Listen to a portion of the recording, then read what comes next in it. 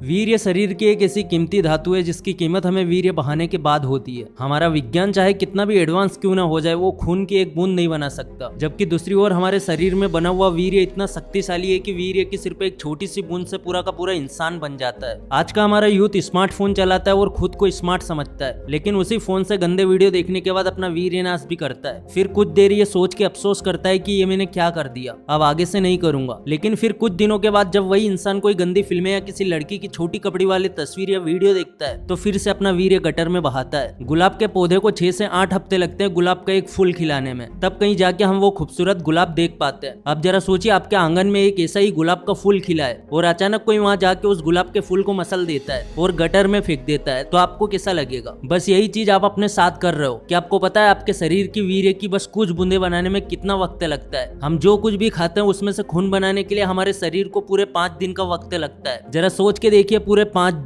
दिन तक हमारा शरीर बिना थके, बिना रुके, बिना कोई वीकेंड का ब्रेक लिए काम करता है और उस खाने में से थोड़ा सा खून बनाता है। वैसे तो हम सबका शरीर और हम सबकी डाइट अलग अलग होती है, लेकिन अगर हम एक एवरेज इंसान को ध्यान में रख के बात करें तो तकरीबन 35 से 40 किलो भोजन से हमारा शरीर 800 ग्राम जितना खून बनाता है और उस 800 ग्राम खून से हमारा शरीर 15 या 20 ग्राम वीर्य बनाता है। इसके बाद अगले 5 दिन में हमारा शरीर उस खून से मांस बनाता है और ऐसे ही 5-5 दिन के अंतर में मांस से मैदा बनता है, मैद से हड्डी, हड्डी से मज्जा और आखिर में जाके मज्जा से थोड़ा सा वीर्य बनता है। अगर हम इस पूरी प्रोसेस की बात करें तो भोजन से वीर्य बनाने में तकरीबन 40 से 45 दिन लगते हैं। अब जरा सोच के देखिए, शरीर की 45 दिन की मेहनत को बर्बाद करने में हमें 45 सेकंड भी नहीं लगते। बस एक घटिया सी मूवी देखी, बाथरूम में गए, जरा सा हिलाया और बात खत्म। अब जिन इंटेलिजेंट लोगों को लगता है कि वीर्य बहाने से कुछ नहीं होता, वो एक बार मेरी इस बात को ध्यान से सुनना और सुन के भूल मत जाना। आराम से 2-3 दिन का टाइम लो और मेरी इस बात के ऊपर थोड़ा सा दिमाग लगा के सोचो। दुनिया का बड़े से बड़ा डॉक्टर या फिर बड़े से बड़ा सेक्सोलॉजिस्ट तुम्हें ये जरूर बताएगा कि भाई हफ्ते में एक बार हिलाने से या मैथुन करने से कुछ नहीं होगा, इससे कमजोरी नहीं आएगी। लेकिन एक बार उस डॉक्टर से या फिर उस सेक्सोलॉजी से ये बात जरूर पूछ लेना कि हफ्ते में एक बार हिलाने से वीर्य की जो बूंदे बाहर आती है, क्या उन बूंदों में एक बच्चे को जन्म देने की ताकत नहीं होती? क्या आपके शरीर से निकलने वाले वीर्य की हर एक बूंद इतनी शक्तिशाली है कि वो एक पूरे का पूरा इंसान बना सकती है? तो फिर कोई ये कैसे बोल सकता है कि हफ्ते में एक बार हिलाने से कोई फर्क नहीं पड़ेगा? आप चाहे हफ्ते में एक बार मैथुन करो, महीने में एक बार, साल में एक बार या फिर जिंदगी में एक बार, इससे फर्क पड़ता है। क्योंकि वीर्य की कुछ बूंदे सिर्फ बूंदे नहीं है, वो हम इंसानों के जीवन का आधार है। आप गूगल में जाइए और reddit.com ये साइट ओपन कीजिए और उसमें सीमन रिटेंशन के बारे में सर्च करिए। लाखों लोगों ने रेडिट के ऊपर अपनी सीमन रिटेंशन जर्नी के बारे में शेयर किया है। कई लोगों का मानना है कि हस्तमैथुन छोड़ने के बाद उनकी लाइफ में काफी सारे चेंजेस आए, जैसे कि याददाश्त तेज हो जाना, कॉन्फिडेंस बढ़ जाना, शरीर में एनर्जी फील करना। हमारे शास्त्रों में भी वीर्य रक्षा के ऊपर जोर दिया गया है। हालांकि वीर्य रक्षा की बात सिर्फ हमारे शास्त्रों तक सीमित नहीं है, कई अलग अलग धर्मों में भी इसके बारे में बताया गया है। चीन देश में फॉलो किया जाने वाला टाओइज्म भी सीमेन रिटेंशन और सेल्फ कंट्रोल के बारे में बताता है। टाओइज्म कहता है कि हमारी वीर्य ही हमारी असली ताकत है और उसे बर्बाद करने वाला इंसान शारीरिक और मानसिक तौर पर कमजोर होता है। यहूदी धर्म में सेल्फ कंट्रोल सीखने के लिए पूरे वर्ष उपवास होते हैं। हिंदू धर्म में बताया गया है कि हमें अपनी इंद्रियों पे संयम रखना चाहिए। इनफैक्ट क्रिश्चियनिटी में भी शादी से पहले फिजिकल एक्टिविटी करने की परमिशन नहीं दी जाती। सब धर्म इसी बात की ओर इशारा करते हैं कि वीर्य कोई पल भर के मजे के लिए गटर में बहा देने वाली चीज नहीं है। अब प्रॉब्लम यह है कि जब भी लोगों को सीमन या फिर सीमन रिटेंशन के बारे में बताया जाता है, तब लोग इसे डायरेक्टली ब्रह्मचर्य से जोड़ देते हैं। सिर्फ हस्तमैथुन छोड़ देने से या वीर्य बचा लेने से आप ब्रह्मचारी नहीं बन जाओगे। अगर आपको ब्रह्मचर्य समझना है तो आपको स्वामी विवेकानंद, स्वामी दयानंद सरस्वती, रामकृष्ण परमहंस, इन सब महान लोगों को समझना पड़ेगा। क्या आप कभी मैजिक शो देखने गए हो? जब हम एक जादूगर की कोई ट्रिक देखते हैं तो हमें लगता है कि यह ट्रिक तो काफी अमेजिंग है और फिर हम मन ही मन सोचते हैं कि काश मैं भी एक जादूगर होता। लेकिन क्या आपको पता है कि उस एक छोटी सी ट्रिक को करने के लिए उस जादूगर ने कितनी मेहनत की होगी? ठीक इसी तरह जब हम किसी ब्रह्मचारी को देखते हैं या फिर उसके द्वारा किया गया कोई चमत्कार अपनी आंखों से देखते हैं तो हमारे दिमाग में भी यही बात आती है कि यार अब तो मैं भी ब्रह्मचर्य का पालन करूंगा और फिर मेरे अंदर भी ऐसी शक्तियां आएगी। लेकिन ब्रह्मचर्य की शक्ति कोई जादूगर द्वारा दिखाई जाने वाली ट्रिक नहीं है। अगर इतिहास के पन्ने पलट के देखो तो आपको ऐसे कई सारे योद्धा मिल जाएंगे जिनकी युद्ध कलाओं के बारे में सिर्फ सुन के ही आपको 1000 वोल्ट का झटका लगने वाला है। चंद्रगुप्त मौर्य से लेके पृथ्वीराज चौहान तक और पृथ्वीराज चौहान से लेके महाराणा प्रताप तक हमारे देश में कई सारे बहादुर योद्धा जन्म लिए थे। इन सब योद्धाओं के अपार ताकत का राजा था ब्रह्मचर्य पालन। ब्रह्मचर्य एक ऐसा तप है जिसमें तपने के बाद एक मामूली सा इंसान कोयले में से कोहिनूर हीरा बन जाता है। हिंदू धर्म में ब्रह्मचर्य को एक उत्तम तप माना गया है। छांदोग्योपनिषद कहता है कि ब्रह्मचर्य पालन का फल 4 वेदों के उपदेश के समान होता है। ब्रह्मचर्य को संपूर्ण रूप से धारण करने वाला इंसान अमर होता है। हालांकि अमर होने का मतलब ये नहीं है कि उसकी मौत कभी नहीं होती। अमर उसे भी कहा जाता है जिसके मरने के बाद भी दुनिया हमेशा उसे याद करती है। एक सच्चा ब्रह्मचारी अपने जीवन में कई सारे ऐसे कारनामे कर जाता है जिसके बाद दुनिया उसे कई सदियों तक याद रखती है। भीष्म पिता, स्वामी विवेकानंद, हनुमान जी, परशुराम जी और नारद मुनि, ये सब वो महान हस्तियां हैं जिन्होंने ब्रह्मचर्य का पालन किया और अमर हो गए। आपको शायद पता नहीं होगा, लेकिन प्राचीन समय में जब बुजुर्ग अपने से छोटे लोगों को आशीर्वाद देते थे तो वो कई बार कहते थे कि वीर्यवान बनो। ब्रह्मचर्य के बारे में पुराणों में कहा गया है, मरणम बिंदु पातेन जीवनम बिंदु धारणम, जिसका मतलब है बिंदु का पतन मृत्यु है और धारण करना ही जीवन है। यहाँ पर बिंदु का मतलब है वीर्य की बूंद। हमारे शरीर में रोगों से लड़ने की जो प्राकृतिक शक्ति होती है वो ओज से मिलती है। रोगों से लड़ने की शक्ति को ही रोग प्रतिरोधक क्षमता या इम्यूनिटी कहा जाता है। इसके अलावा भी ओज के कई गुण है। एक तरह देखे तो आपका पूरा व्यक्तित्व ही ओज पे निर्भर है। इसके पूरी तरह खत्म होने का मतलब मौत है। शरीर में ओज की कमी होने के कई सारे कारण है। अगर छोटे मोटे कारण की बात करूँ तो वो है गुस्सा, डर, चिंता।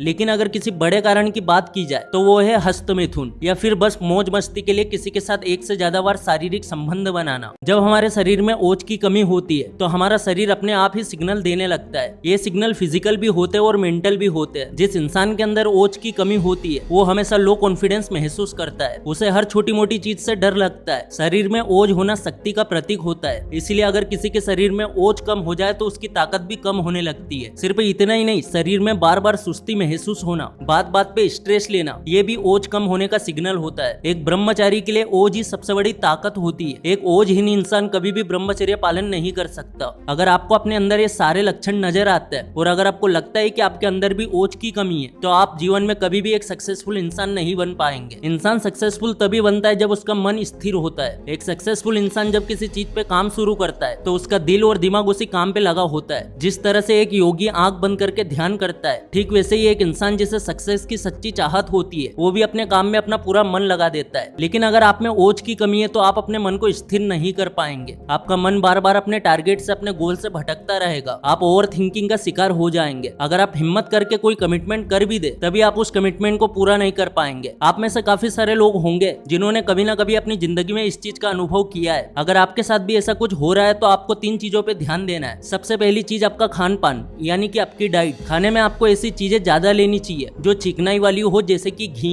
इसके अलावा आपको सात्विक आहार के साथ ही दूध और अश्वगंधा भी लेना चाहिए। दूसरी चीज है आपका रहन सहन का ढंग, यानी कि आपकी लाइफ स्टाइल। आज हमें खाने से लेकर लाइफ पार्टनर तक सब कुछ ऑनलाइन मिल जाता है। इस ऑनलाइन ट्रेंड ने हमारी लाइफ को पूरी तरह से बर्बाद कर दिया है। पहले लोग शॉपिंग करने के लिए बाजार जाते थे, कई सारी दुकानों में घूमते थे, जिसकी वजह से उनकी एक्सरसाइज होती थी और लोग एक तरह से फिट रहते थे। क्योंकि अब हम हर चीज को ऑनलाइन ऑर्डर करके घर पे मंगवा सकते हैं, इसीलिए ज्यादातर लोगों ने घर से बाहर निकलना ही बंद कर दिया है, जिसकी वजह से मोटापा, स्ट्रेस और ऐसी दूसरी भी कई सारी बीमारियां हमें अक्सर घेर लेती है। आपको इस ऑनलाइन लाइफ स्टाइल वाली साइकिल से बाहर आना पड़ेगा, तभी आप फिर से एक हेल्थी लाइफ स्टाइल जी पाएंगे, जिसका असर अल्टीमेटली आपके ओजस पे होगा। और आखिर में तीसरे नंबर पे 18+ कंटेंट और अपने नीचे के पार्ट से खेलने की आदत। यार मैं हस्तमैथुन छोड़ के ब्रह्मचर्य अपनाना तो चाहता हूँ, लेकिन जब भी कोई गंदा ख्याल मेरे दिमाग में आता है या फिर जब भी मैं कोई गंदा कंटेंट देखता हूँ तो मेरा हाथ अपने आप ही मेरे प्राइवेट पार्ट की ओर चला जाता है। मुझे यकीन है दोस्तों, आप में से काफी सारे लोगों के साथ ये चीज हो रही होगी। हस्तमैथुन की आदत से छुटकारा पाने के लिए काफी सारे ट्रिक और काफी सारे तरीके हैं, लेकिन आपको सबसे पहले ये समझना पड़ेगा कि उसकी जड़ कहाँ है। अगर आपके दिमाग में गंदे ख्याल आते हैं और अगर आपका हाथ अपने आप ही अपनी पेंट की जिप की ओर चला जाता है तो ऐसा क्यों होता है? इन 2 सवालों के जवाब अगर आप समझ गए तो हस्तमैथुन से रिलेटेड आपकी 90% प्रॉब्लम अपने आप ही सोल्व हो जाएगी। पहला सवाल यह है कि आपके अंदर बार बार हस्तमैथुन या फिर रात की एक्टिविटी की इच्छा क्यों होती है? इसकी वजह है आपका खान पान। अगर आप तली हुई मसालेदार चीजें ज्यादा खाते हैं, खासकर अगर आप प्याज और लहसुन बहुत ज्यादा खाते हैं, तो स्वाभाविक सी बात है कि आपके अंदर रात की एक्टिविटी की इच्छा बहुत ज्यादा होगी, क्योंकि ये सारी चीजें हमारे अंदर काम वासना भड़काती है। इसीलिए आपको सात्विक आहार वाली लाइफ स्टाइल अपनानी चाहिए। अगर आपको लगता है कि सात्विक लाइफ स्टाइल अपनाना आपके बस की बात नहीं है तो इस बात का ख्याल जरूर रखें कि आपका खाना कम मसालेदार हो। अगर इस चीज को आप सिर्फ हफ्ते 10 दिन के लिए ट्राई करेंगे तब भी आपको अपने अंदर फर्क महसूस होने लगेगा। दूसरी बात, इंटरनेट पे मिलने वाले गंदे कंटेंट से दूर रहो। अब गंदे कंटेंट का मतलब ये नहीं है कि आप सिर्फ गंदी फिल्में देखना छोड़ दो। आजकल सोशल मीडिया प्लेटफॉर्म पर भी गंदा कंटेंट आसानी से मिलने लगा है। जैसा कंटेंट आप अपने दिमाग में डालोगे वही चीज बार बार आपको आपके सामने दिखाई देगी। अगर आप सोशल मीडिया पे बिजनेस रिलेटेड कंटेंट देखते हैं तो आपके दिमाग में बार बार बिजनेस के आइडियाज आएंगे अगर आप एंटरटेनमेंट वाला कंटेंट देखते हैं तो आपके दिमाग में प्रैंक्स या फिर जोक्स आ सकते हैं, लेकिन वही अगर आप सोशल मीडिया पर ऐसा कंटेंट देखते हैं जहाँ पे लड़की अपना आधा बदन दिखा के आपको सेड्यूस करने की कोशिश करती है, तो यकीन मानिए आपका हाथ अपने आप ही आपके प्राइवेट पार्ट की ओर जाएगा। लेकिन अगर आप ब्रह्मचर्य से रिलेटेड वीडियोस देखते हैं, उससे रिलेटेड कंटेंट सुनते हैं, तो आपके दिमाग में सिर्फ और सिर्फ ब्रह्मचर्य के बारे में ही ख्याल आएंगे। बहुत ही पुरानी कहावत है, जैसा बोएंगे वैसा काटोगे। हमारा दिमाग बस इसी एक कॉन्सेप्ट पे काम करता है। अगर इस पूरे वीडियो का सारांश समझो तो ब्रह्मचर्य एक ऐसी चीज है जिसे आप किताबें पढ़ के, वीडियो देख के या किसी की बातें सुन के नहीं समझ सकते। अगर आप ब्रह्मचर्य को समझना चाहते हैं, अगर आप ब्रह्मचर्य से मिलने वाली शक्तियों का अनुभव करना चाहते हैं, तो आपको ब्रह्मचर्य का पालन करना ही पड़ेगा। ब्रह्मचर्य का पालन किए बिना ब्रह्मचर्य को समझना ठीक वैसी ही बात है जैसे पानी में उतरे बगैर स्विमिंग सीखना। ब्रह्मचर्य की असली ताकत आप तभी समझ पाएंगे जब आप सच्चे मन से ब्रह्मचर्य का पालन करोगे। और यकीन मानना, अगर आपने एक बार ये चीज कर ली तो फिर ब्रह्मचर्य से रिलेटेड कोई भी सवाल आपके दिमाग में नहीं होगा।